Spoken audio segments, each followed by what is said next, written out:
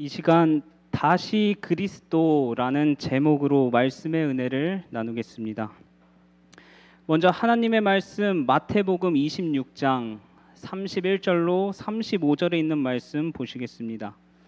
마태복음 26장 31절로 35절입니다. 제가 봉독하겠습니다.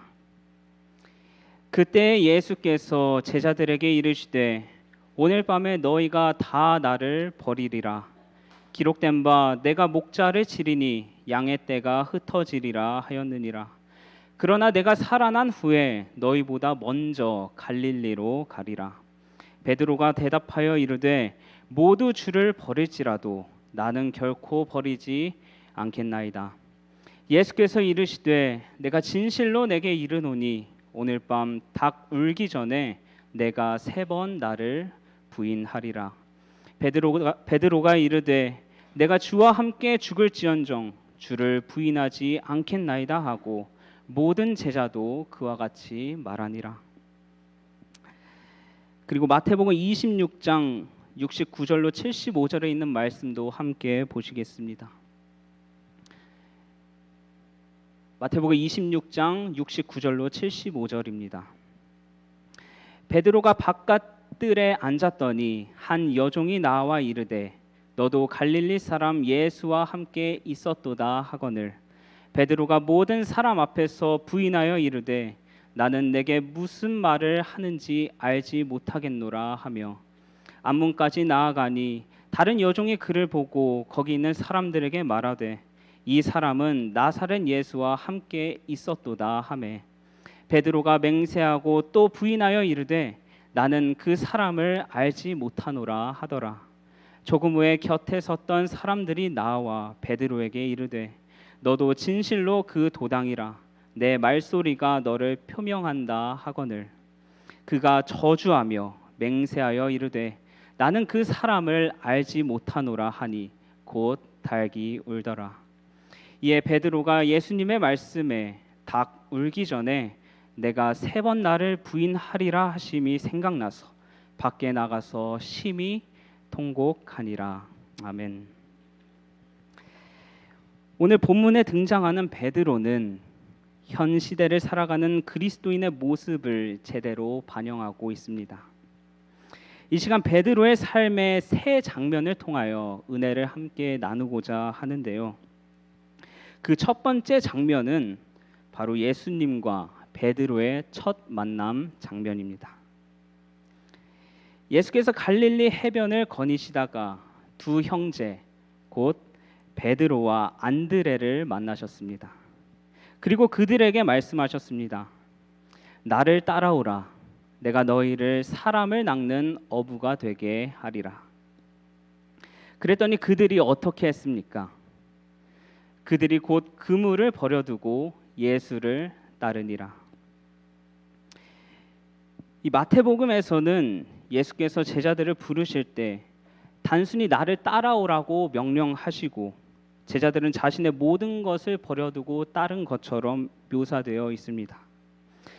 그러나 같은 내용인 누가복음에서는 예수께서 제자들을 부르시기 전에 그들의 필요를 먼저 공급해 주셨다는 사실을 우리는 발견할 수 있습니다. 말씀을 마치시고 시몬에게 이르시되 깊은 데로 가서 그물을 내려 고기를 잡으라. 예수께서는 밤새 고기 한 마리 잡지 못했던 그들을 다시 바다 깊은 곳으로 데려가셔서 그물이 찢어질 정도로 많은 고기를 잡게 하셨습니다. 그리고 난 뒤에 그들은 예수를 따랐습니다. 그분께서는 우리에게도 동일한 명령을 하십니다. 모든 것을 버려두고 나를 따르라. 어떻습니까? 이 명령이 과한 명령 같아 보입니까?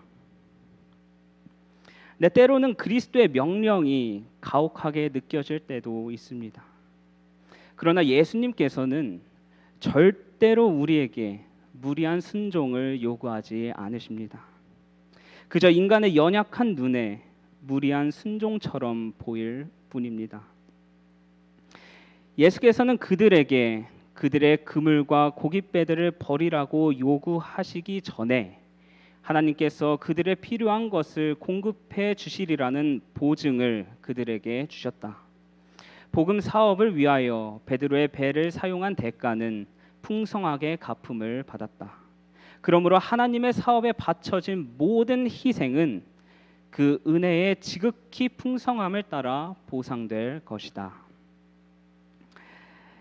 그런데 우리가 그리스도의 명령에 100%로 순종하지 못하는 이유는 과연 무엇입니까? 주께서 주신 보상보다 세상이 주는 보상이 여전히 더 크다고 생각하고 있기 때문이지 않습니까?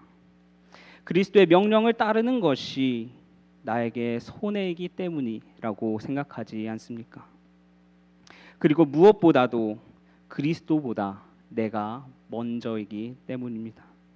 그리스도보다 내 몸이 더 귀하고 내 시간이 더 귀하다 생각하고 있기 때문입니다.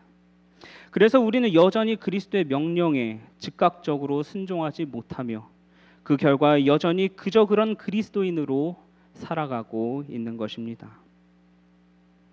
끊임없는 헌신은 예수와 그 제자와의 사이에 매우 밀접한 관계를 확립시켜서 그리스도인은 마음과 품성에 있어서 그를 닮게 된다. 그리스도와의 연결을 통하여 그는 더욱 명백하고 넓은 견해를 가지게 될 것이다. 그의 식별력은 더욱 예민하게 될 것이며 그의 판단은 더욱 균형지게 될 것이다. 그리스도를 위하여 봉사하기를 원하는 자의 의의 태양의 생명을 주는 능력에 의해 활력을 얻어서 많은 열매를 맺어 하나님께 영광을 돌릴 수 있다. 끊임없는 헌신이 우리의 삶에 없기 때문에 우리의 마음과 품성 또한 여전히 제자리라는 것입니다. 거절하고 미루다가 어쩌다 한 번씩 하는 순종이 우리를 그렇게 만들고 있다는 것입니다. 그래서 비록 인간의 견해로 가혹해 보이는 명령일지라도 주께서는 모든 것을 다 버리고 따르라고 말씀하십니다. 괜히 주께서 100%의 순종을 요구하시는 것이 아닙니다. 다 버리고 그리스도를 따랐던 제자들마저 예수님을 배반하는 마당에 세상에 속해 세상을 쥔 상태로 그리스도를 따르겠다고 자청하는 우리의 결과는 과연 어떻게 되겠습니까? 사랑하는 성도 여러분, 다시 그리스도의 명령을 기억하여 따르게 되시길 간절히 바랍니다. 하나님은 무리한 헌신을 요구하지 않으십니다. 예수께서 제자들에게 필요를 공급해 주시겠다는 보증을 미리 주셨던 것처럼 우리에게도 동일한 보증을 보여주셨습니다. 그것이 어떤 보증입니까? 하나님의 사업에 전심을 다하고 그리스도를 아는 지식이 가장 고상함을 인하여 모든 것을 해로 여기지 않으면 그 누구도 그분의 사업에 성공할 수 없다. 전적으로 바치지 않는 사람은 어떤 사람도 그리스도의 제자가 될 수 없으며 예수의 동역자가 되기는 더더욱 어렵다. 사람들이 위대한 구원을 인식할 때에 그리스도의 생애에서 나타난 자아 희생은 그들의 생애에서도 나타날 것이다. 그들은 예수께서 어느 길로 인도하시든지 즐겨 따라갈 것이다.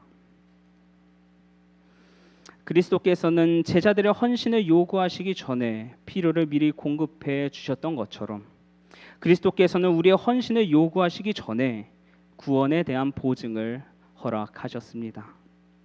구원받은 자로서 우리의 모든 육과 영을 주께 바치는 것은 더 이상 가혹한 일이 아님을 항상 기억하시길 간절히 바랍니다.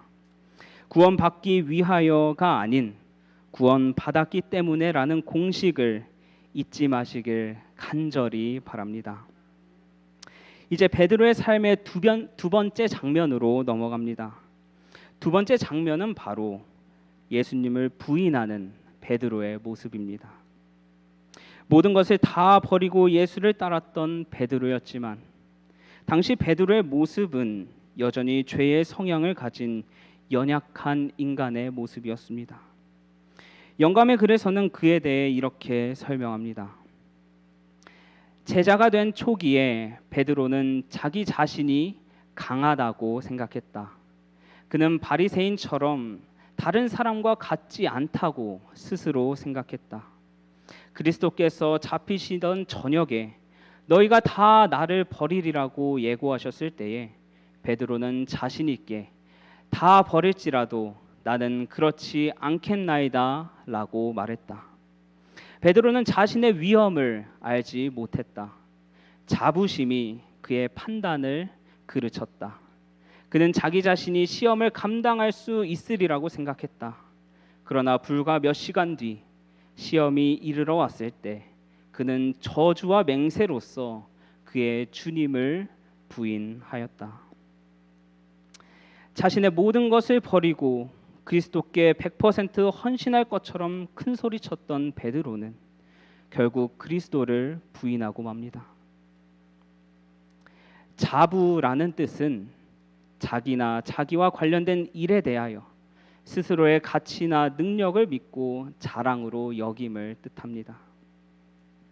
베드로는 자기 자신을 너무 믿었으며 그것이 그의 자랑이었다는 것입니다. 예수께서 제자들을 불러 모으시고 오늘 밤에 너희가 나를 다 버리리라고 말씀하셨을 때 제자들은 하나같이 나는 그러지 않겠다고 말했습니다. 그리고는 잡히시던 날 밤 예수께서 제자들에게 깨어 기도하라고 하셨을 때 그들은 모두 잠들어 있었습니다. 예수께서는 고통스럽게 일어나셔서 동료들을 두고 오신 장소로 비틀거리며 걸어가셨다. 그러나 그분은 저희가 자는 것을 보셨다. 만일 그들이 기도하는 것을 보셨다면 그분은 고통을 면하셨을 것이다. 만일 그들이 하나님 안에서 피난처를 찾았더라면 사단의 작용이 그들을 넘어뜨릴 수 없었을 것이며 예수께서는 그들의 꿋꿋한 믿음으로 말미암아 위로를 받으셨을 것이다. 그러나 그들은 깨어있어 기도하라고 반복하여 경고하신 말씀에 유의하지 않았다. 그들은 주께서 경고하신 말씀에 유의하지 않았다. 베드로는 예수를 부인할 수밖에 없는 상태로 스스로 내몰았던 것입니다. 자기 자신을 지나치게 믿었으며 그리스도의 경고를 무시했습니다. 다시 말하면 그의 마음속에 누가 없었다는 것입니까? 그리스도가 없었다는 것입니다. 내가 주와 함께 죽을지언정 주를 부인하지 않겠나이다 라고 당당하게 고백했던 베드로가 예수님을 부인하는 장면을 보았을 때 저는 차마 베드로를 비난할 수가 없었습니다. 베드로의 모습이 현 시대를 살아가는 우리 그리스도인들의 모습임을 부정할 수가 없습니다. 내 가진 모든 것을 내려놓고 예수님을 따르기로 결심하고 예수님을 절대로 부인하지 않겠다고 고백했지만 우리의 말과 행동과 생각들은 항상 그리스도를 부인하고 있다는 사실입니다. 이게 무슨 의미입니까? 예수님을 모른다고 부인한 베드로처럼 우리 역시 마치 예수님을 모르는 사람들인 것처럼 살아간다는 것입니다. 그리스도를 믿는 믿음으로 인해 혹여나 나에게 불똥이 튈까 두려워 그리스도를 부인하며 세상 사람들처럼 살아가고 있는 나의 모습, 혹여나 나의 신앙으로 인해 나에게 피해나 오지는 않을까 걱정하며 그리스도를 부인하는 모습, 이렇듯 우리가 살아가는 모습을 보면 우리의 삶이 그리스도를 모른다, 부인하고 있다는 것입니다. 예수를 믿는 사람을 얕잡아 이르는 말을 뭐라고 하는지 아십니까? 네, 예수쟁이라고 말합니다. 사실 예수쟁이라는 말은 그리스도인들에게 있어서 엄청난 칭찬이지 않습니까? 예수밖에 모르는 사람.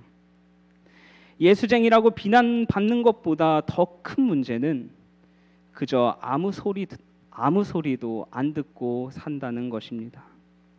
믿는 사람인지 안 믿는 사람인지도 모르게 살아간다는 것입니다.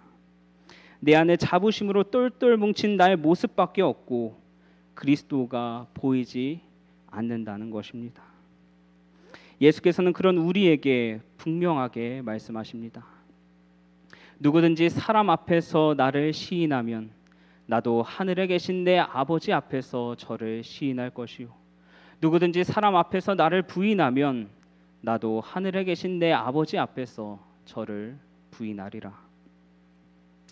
사랑하는 성도 여러분, 세상에서 그리스도를 시인할 수 있는 자는 내 안에 그리스도가 있는 자들만 가능한 것입니다. 오늘 이 시간 스스로 질문해 보시길 바랍니다.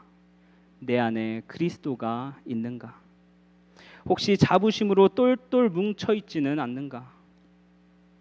만약 그리스도가 존재하지 않는다면 다시 그리스도를 내 마음에 모시는 저와 여러분이 되시길 간절히 바랍니다. 예수께서는 사람 앞에서 나를 부인하면 하늘에 계신 내 아버지 앞에서 저를 부인하겠다고 말씀하셨습니다. 그런데 이 말씀은 베드로가 부인했던 순간적인 부인을 말씀하시는 것이 아니라 전 생애와 전 인격을 통해 부인하는 것을 말합니다. 그렇기 때문에 예수님께서는 베드로의 순간적인 부인에 그를 버려두지 않으셨습니다. 왜냐하면 베드로는 여전히 그리스도를 사랑했으며 그리스도를 부인했다는 사실을 진심으로 슬퍼했기 때문입니다. 마태복음 26장 75절 말씀입니다. 이에 베드로가 예수의 말씀에 닭 울기 전에 내가 3번 나를 부인하리라 하심이 생각나서 밖에 나가서 심히 통곡하니라.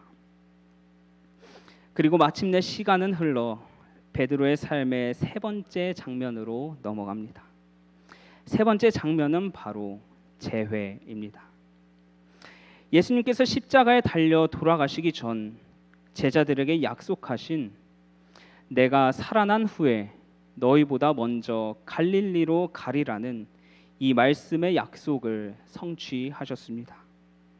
예수께서 십자가에 달려 돌아가시고 부활하신 후에도 천사를 통해 이렇게 말씀하셨습니다. 가서 그의 제자들과 베드로에게 이르기를 예수께서 너희보다 먼저 갈릴리로 가시나니 전에 너희에게 말씀하신 대로 너희가 거기서 배우리라 하라. 특별히 마가복음 16장 7절에서는 베드로의 이름을 언급하고 있습니다. 그 이유는 베드로가 그리스도를 3번 부인했음에도 용서를 받아 11 제자의 무리 속에 남아 있었기 때문인 것입니다. 시대의 소망에서는 예수를 배반했지만 그들에게 여전한 사랑을 나타내시는 그리스도에 대해 이렇게 설명합니다. 모든 제자들이 다 예수님을 버렸으나 그분을 만나기 위하여 가라는 부르심에는 또다시 저희 모두가 포함되었다. 예수께서는 그들을 버리지 않으셨다. 부활하신 후에 세상에서 하신 그리스도의 최초의 사업은 제자들에 대한 당신의 쇠하지 않는 사랑과 친절을 그들에게 확신시켜주는 일이었다. 비록 그들이 그리스도를 배반했을지라도 꾸중과 비난이 아니라 그분께서는 제자들에게 쇠하지 않는 사랑과 친절을 베푸셨습니다. 예수를 배반했던 제자들, 그리스도를 실망시켰다는 생각에 얼마나 후회했겠습니까? 그리스도가 가시는 길을 함께하지 못했다는 죄책감에, 그리스도를 배반했다는 죄책감에 얼마나 눈물로 세월을 보냈었겠습니까? 특별히 베드로는 얼마나 더 고통스러운 나날들을 보내왔겠습니까? 그런 제자들을 위해 부활하신 후 최초의 사업이 바로 그들에게 사랑을 보여주는 것이었다는 것입니다.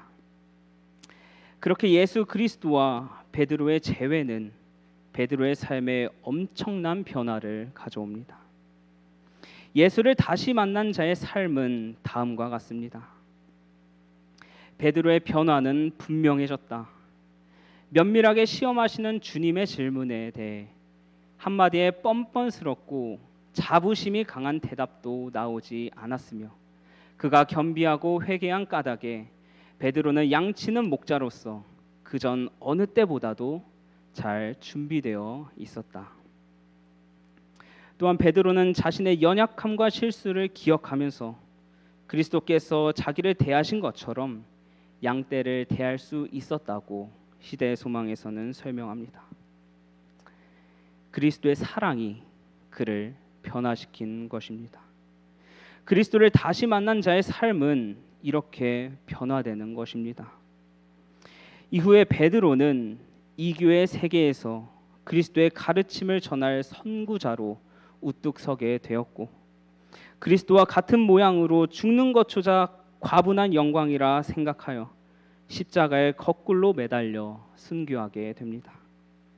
마침내 그의 가슴에 자부심 하나 없이 그리스도만을 품으며 잠들게 된 것입니다. 저는 눈물이 많은 편이라 어렸을 때부터 다양한 이유로 자주 울었습니다. 이미 너무 많이 울었기 때문에 남자는 태어나서 3번만 울어야 한다는 말을 생각도 해본 적이 없습니다. 눈물에 많은 이유들이 있었지만 그 중에서 기뻐서 눈물을 흘렸던 적이 딱 한 번 있었는데 그때는 바로 사랑하는 사람을 다시 만났을 때였습니다. 훈련소에서 6주간 훈련을 마치고 수료한 날 부모님을 만났을 때의 기쁨의 눈물은 지금도 잊지 못합니다. 그 눈물은 슬픔의 눈물도 아픔의 눈물도 서러움의 눈물도 아니었습니다. 사랑하는 성도 여러분, 예수님께서도 이 땅에 다시 오시겠다고 말씀하셨습니다. 훗날 예수님을 영원히 만나 감격과 기쁨을 느낄 수 있는 자는 지금 잃어버린 그리스도를 다시 만난 자들임을 잊지 마시길 간절히 바랍니다. 우리가 이때까지 그리스도를 부인하며 살아왔지만 여전히 그리스도께서는 우리와 재회하시길 원하십니다. 사랑하는 성도 여러분, 지금은 다시 그리스도를 만나야 할 때입니다. 성령께서는 저에게도 순간순간 호소하십니다. 설교를 왜 하려고 하느냐? 목사가 왜 되려고 하느냐? 이것이 다 누구를 위한 일이냐? 우리의 대답은 무엇이 되어야 하겠습니까? 모두 예수 그리스도를 위한 일이라고 대답해야 하는 것입니다. 우리가 성전에 나와 이 예배를 드리는 이유, 우리가 찬양하는 이유, 우리가 전도하는 이유, 우리가 먹고 마시며 살아가는 이유 다 누구를 위한 일이어야 합니까? 우리를 구원하러 오신 예수 그리스도를 위한 일이어야 합니다. 사랑하는 성도 여러분, 삶의 순간순간마다 스스로에게 한번 질문해 보시길 바랍니다. 나는 잃어버린 그리스도를 다시 만났는가? 인자가 온 것은 잃어버린 자를 찾아 구원하려 함이니라. 잃어버린 자를 찾아 구원하러 오신 그리스도의 삶을 본받아 잃어버린 그리스도를 다시 찾게 되시길 간절히 바랍니다. 그리하여 우리의 모든 삶의 이유가 그리스도가 되길 간절히 바라면서 말씀을 마치겠습니다. 함께 기도하겠습니다. 하늘에 계신 하나님 아버지, 오늘 말씀을 통하여 저희의 삶에 다가와 주시니 감사합니다.